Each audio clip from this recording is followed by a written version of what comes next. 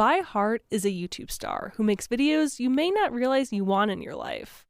Hart has over 1 million subscribers and makes videos about math. Pineapples, unlike people, don't have bilateral symmetry. You'll never have that third spiral be not a spiral, but just a straight line going up a pineapple.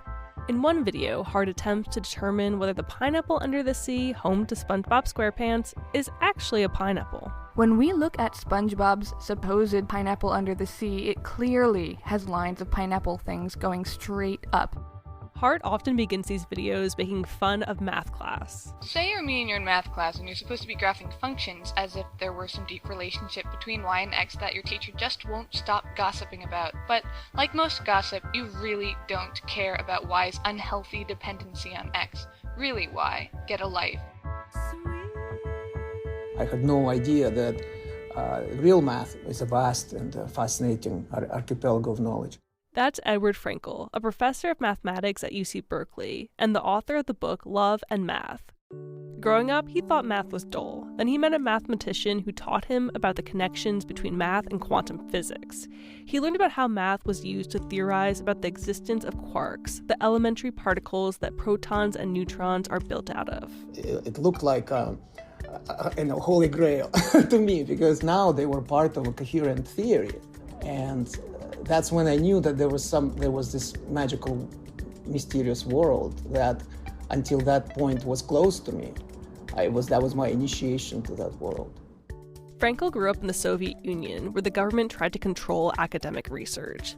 But math felt safe because it was too abstract for the government to understand. Scientists in general were given a sort of leeway. The government knew that they needed physicists, for instance, for their nuclear program and for development of various missiles and things like that, space program. Mathematics, algorithms, and technology determine a lot about our lives. But Frankel wishes more than just a few elite scientists could see the beauty of math. Almost all mathematics that we study in school is more than 1,000 years old. It's really mind-boggling if you think about it. But how would anyone know? Because nobody ever talks about this.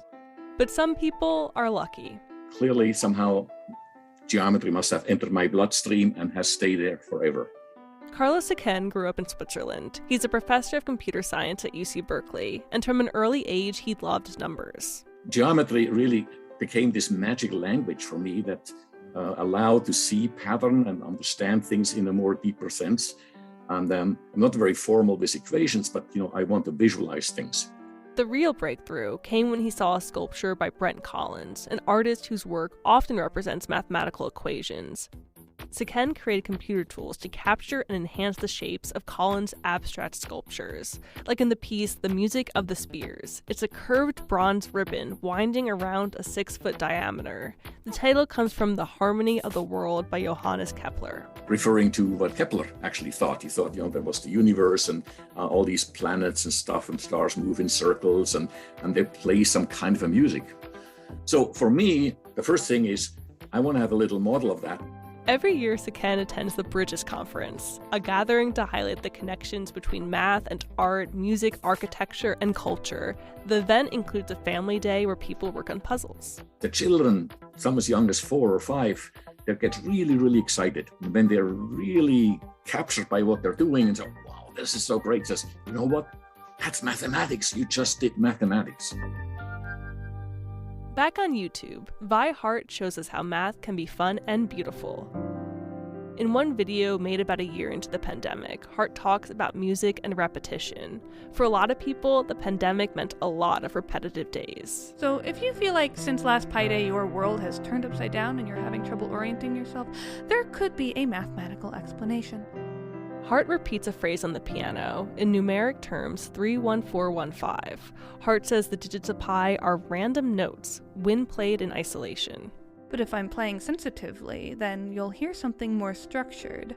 I like to connect the ascending 3, 4, 5, or maybe even with a little bit of a swell in the middle, and then the ones, instead of being part of the melody, become harmonic support for the melody, like this.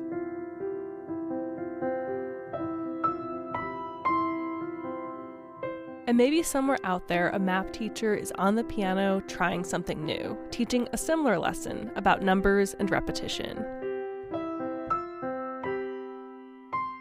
For Philosophy Talk, I'm Holly J. McDeed.